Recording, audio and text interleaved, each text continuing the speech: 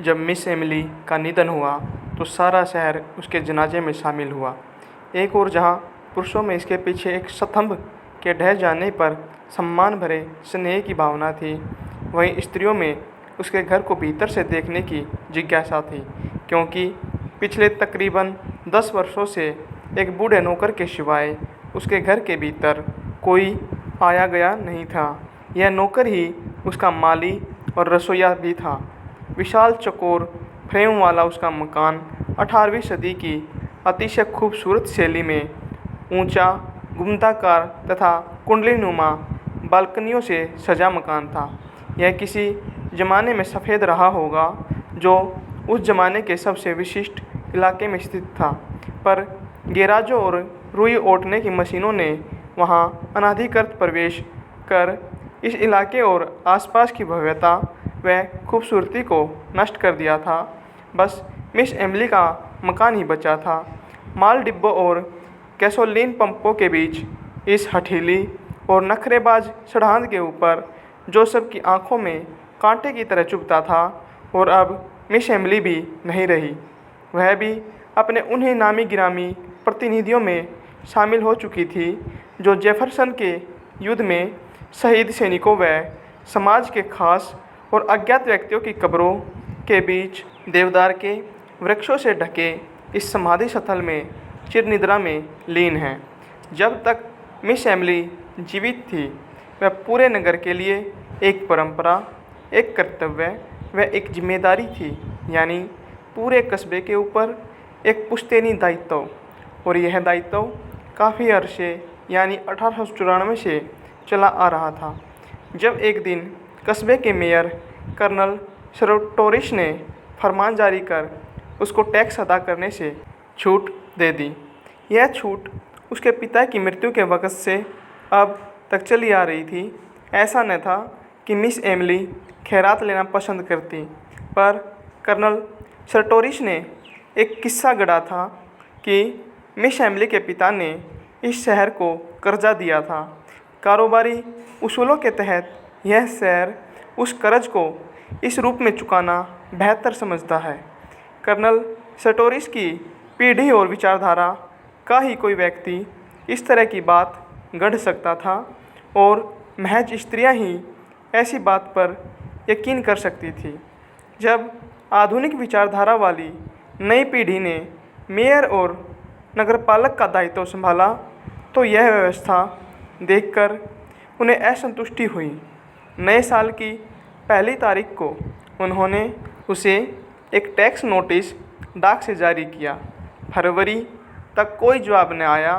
फिर उसे एक औपचारिक पत्र लिखकर किसी सुविधाजनक दिन मेयर के दफ्तर में आकर मिलने का अनुरोध किया गया।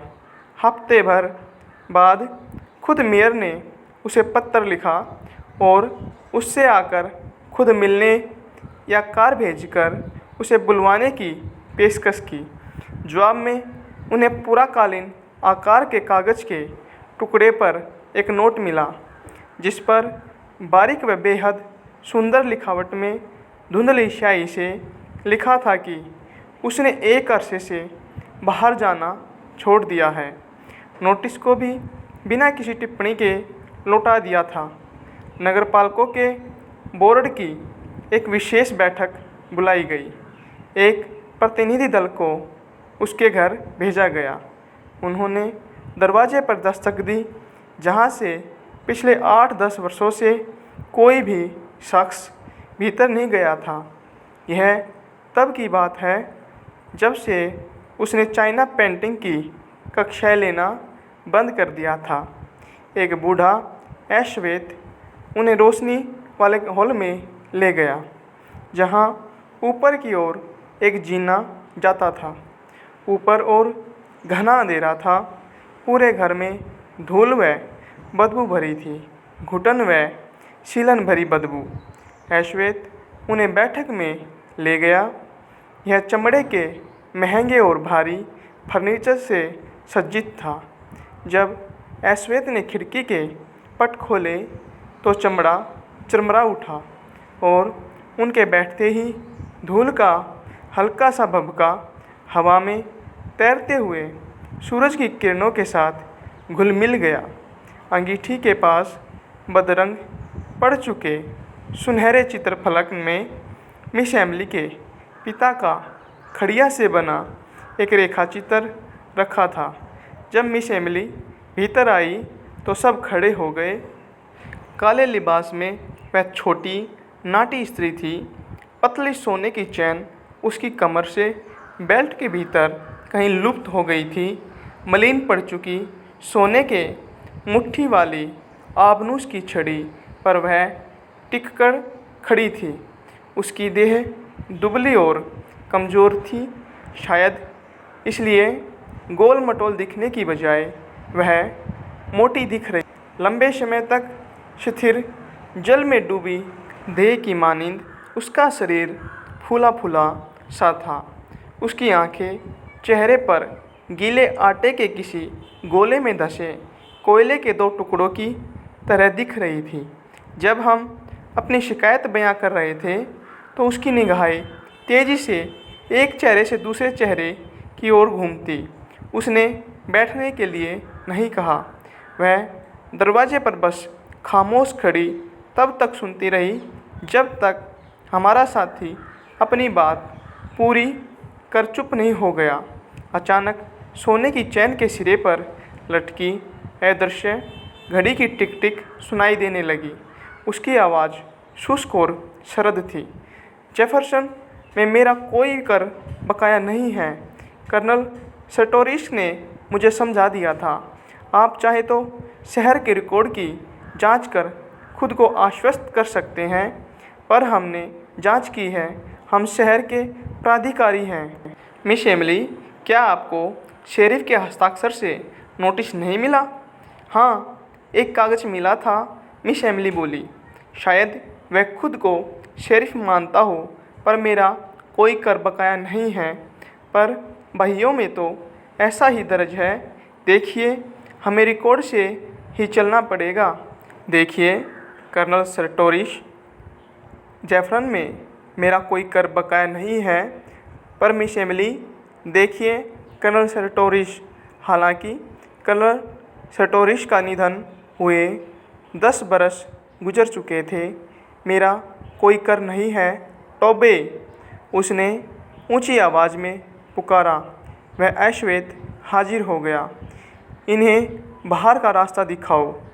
इस तरह उसने उन्हें निकाल दिया, बिल्कुल जैसे 30 वर्ष पहले उनके पूर्वजों को बदबू की बात को लेकर किया था। यह उसके पिता के गुजरने के 2 वर्ष बाद और प्रेमी द्वारा उसे छोड़कर चले जाने के कुछ अरसे बाद की बात है। हमें लगता था कि वह उससे ब्याह करेगा, पर वह चला गया। पिता के गुजरने के बाद वह बहुत कम घर से बाहर निकलती। प्रेमी के जाने के बाद तो उसने घर से निकलना ही बंद कर दिया। कुछ स्त्रियों ने उससे संपर्क करने का दुस्साहस किया, पर उन्हें बेइज्जत होना पड़ा। उसके घर में वह अश्वेत ही जीवन का एकमात्र संकेत था। तब वह युवा था, अक्सर थैला उठाए बाजार आते जाते दिखाई दे जाता। क्या कोई पुरुष रसोई को ढंग से चला सकता है? स्त्रियां आपस में खुसर पुसर करती, इसलिए जब उसके घर से बदबू आने लगी तो उन्हें रत्ती भर भी अचरज नहीं हुआ। इस विशाल भरे पूरे संसार और श्रेष्ठ व महान ग्रियर्सन परिवार के बीच यह एक और संपर्क सूत्र था। उसकी एक पड़ोसी महिला ने 80 वर्षीय मेयर जज स्टीवन से बदबू की शिकायत की। क्यों? क्या आप उसे बदबू रोकने के लिए नहीं कह सकते? क्या कोई कानून वगैरह नहीं है? मुझे यकीन है उसकी ज़रूरत नहीं पड़ेगी। जज स्टीवन बोला, संभवतः कोई सांप या चूहा होगा जिसे उसके नौकर ने मारकर बाहर फेंक दिया होगा। मैं उससे बात करूंगा। अगले दिन उन्हें 2 और शिकायतें मिली। एक शिकायत पुरुष ने की जो उसके प्रति निंदा से भरा था। हमें इसके बारे में कुछ तो करना होगा। जज, मेरा मिस एमिली को परेशान करने का कोई इरादा नहीं, पर हमें कुछ करना ही होगा। उसी रात नगर पालिका के बोर्ड की बैठक हुई। 3 बूढ़े बुजुर्ग और एक युवक जो नई पीढ़ी का सदस्य था। यह कौन सी बड़ी बात है, मैं बोला। बस उसे कह देते हैं कि अपना घर साफ करवाए, उसे कुछ वक्त दिया जाए और फिर भी यदि वह ऐसा नहीं करती तो छोड़ो भी। जज स्टीवन बोला, क्या आप किसी महिला को सीधे उसके मुंह पर कह सकते हैं कि उसके घर में बदबू आती है? इसलिए अगले दिन आधी रात के बाद 4 व्यक्ति मिस एमिली के लॉन में चोरों की तरह घुसे और लॉन का कोना कोना सूंघते हुए बदबू का सुराग तलाशने लगे। उनमें से एक कंधे पर टंगे बैग में से छिड़काव करता गया। उन्होंने तय खाने का दरवाज़ा तोड़कर अंदर और आसपास की सभी जगहों पर चूने का छिड़काव किया। जब वे दोबारा लॉन से गुजरने लगे तो पहले जिस खिड़की में अंधेरा था अब बत्ती जल रही थी और मिस एमिली वहाँ बैठी थी। रोशनी में उसकी सीधी, निश्चल व स्पंदन रहित काया किसी प्रतिमा की मानिंद दिख रही थी। वे लॉन में से रेंगते हुए धुंधली सड़क पर निकल आए। एक आध हफ्ते बाद बदबू चली गई। इस वक्त तक लोगों को उससे सहानुभूति हो चली थी। कस्बे के लोग उन दिनों की याद करने लगे जब उसकी नानी की बहन बुढ़ापे में अपना संतुलन खो बैठी थी। उन्हें लगता था कि ग्रियर्सन परिवार दरअसल हैसियत से कुछ ज़्यादा ही खुद को श्रेष्ठ समझता है। उन्हें कोई भी नवयुवक मिस एमिली के योग्य नहीं दिखता। हम अक्सर उसके विवाह की कल्पना करते जिसमें पृष्ठभूमि में मिस एमिली सफ़ेद लिबास में पिता के पीछे खड़ी दिखाई देती। इसलिए जब वह 30 के करीब आई फिर भी अविवाहित थी तो हम दरअसल खुश नहीं थे। हमें यकीन था कि परिवार वालों की सारी बेवकूफ़ियों के बावजूद मिस एमिली योग्य वर्ग के प्रस्ताव पर अवश्य राजी हो जाती। जब उसके पिता का निधन हुआ तब सबको पता चल गया कि अब उसके पास संपत्ति के नाम पर बस वह मकान ही था। लोग खुश थे कि आखिर उन्हें मिस एमिली पर दया दिखाने का मौका मिल ही गया था। अब वह पूरी तरह अकेली रह गई थी। उस नौकर के सिवाय कोई न था। अब उसे कुछ हद तक पैसे का महत्व समझ में आ जाएगा। रिवाज के मुताबिक पिता की मृत्यु के अगले दिन सभी औरतें इकट्ठी होकर शोक व्यक्त करने पहुंची। वे उसकी कुछ मदद भी करना चाहती थी। हमेशा की तरह सजी संवरी मिस एमिली उन्हें दरवाजे पर मिली। उसके चेहरे पर दुख या शोक का नामो निशान न था। उसने कहा कि उसके पिता की मृत्यु नहीं हुई है। 3 दिनों तक वह लगातार यही कहती रही। उसके घर आने वाले सभी सरकारी अधिकारी और डॉक्टर उसे समझाते रहे कि उन्हें शव का क्रियाक्रम करने दे। आखिर जब वे कानून व ज़ोर ज़बरदस्ती पर उतर आए तब वह ज़ोर ज़ोर से बिलखने लगी। उन्होंने झटपट उसके पिता को दफना दिया। उस वक्त किसी ने नहीं कहा कि वह पगला गई है। हमें लगा यह स्वाभाविक था। हमें उन तमाम नवयुवकों की याद आई जिन्हें उसके पिता ने भगा दिया था। हम जानते थे कि अब जब उसके पास कुछ नहीं बचा था तो वह पिता को ही जकड़कर रख लेना चाहती थी जिन्होंने उसका सब कुछ छीन लिया था। लंबे अरसे तक वह बीमार रही। जब हमने दोबारा उसे देखा तो उसने अपने बाल छोटे कर लिए थे जिससे वह एक किशोरी सी दिखती। गिरजाघर की रंग बिरंगी खिड़कियों में बने देवतुल्य फरिश्तों की तरह शोकमगन और शांत। नगर में पटरी बनाने का ठेका किसी कॉन्ट्रैक्टर को दिया गया था और उसके पिता के गुजरने के कुछ अरसे बाद गर्मियों में पटरी बनाने का काम शुरू हो गया। निर्माण कंपनी द्वारा इस काम के लिए कई हबशी, खच्चर व मशीनें लाई गई। होमर बेरान नाम का एक अमेरिकी फॉरमैन भी आया था। लंबा चौड़ा, सांवला, निपुण, फुर्तीला, भारी आवाज़ और चेहरे की तुलना में उसकी आंखों का रंग हल्का था। नन्हे मुन्ने लड़के झुंड बनाकर उसके पीछे जाते, उन्हें हवसियों को ईंट गारे उठाते गिराते हुए लय में काम करते देखना अच्छा लगता था। जल्द ही वह कस्बे के हर व्यक्ति को जानने लगा था। जब कभी किसी नुक्कड़ या चौराहे से ठहाकों की आवाज़ें गूंजती तो समझ लो होमर बेरान यकीनन उस झुंड में मौजूद होगा। आजकल मिस एमिली और वह इतवार की दोपहर अक्सर पीले पहियों वाली बग्गी में जाते दिखाई देते। शुरू में हम खुश थे कि मिस एमिली उसमें दिलचस्पी दिखा रही है। सभी स्त्रियां कहती, ग्रियर्सन परिवार किसी उत्तर देशवासी के दिहाड़ी मजदूर के बारे में गंभीरतापूर्वक सोच ही नहीं सकता। पर कई बड़े बुजुर्गों का मानना था कि दुख की इस घड़ी में संभवतः वह अपने अभिजात्य या कुलीन वंश को भुला देगी। उनके मुंह से निकल पड़ता, बेचारी एमिली, उसके नाते रिश्तेदारों को आना चाहिए।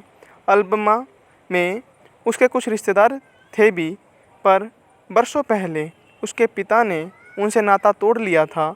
दरअसल बुढ़ापे में मानसिक संतुलन खो बैठी नानी की बहन न्यार की संपत्ति को लेकर उनसे झगड़ा हो गया था। तब से दोनों परिवारों के बीच कोई संपर्क नहीं रहा। वे उनकी शव यात्रा में भी शामिल नहीं हुए थे।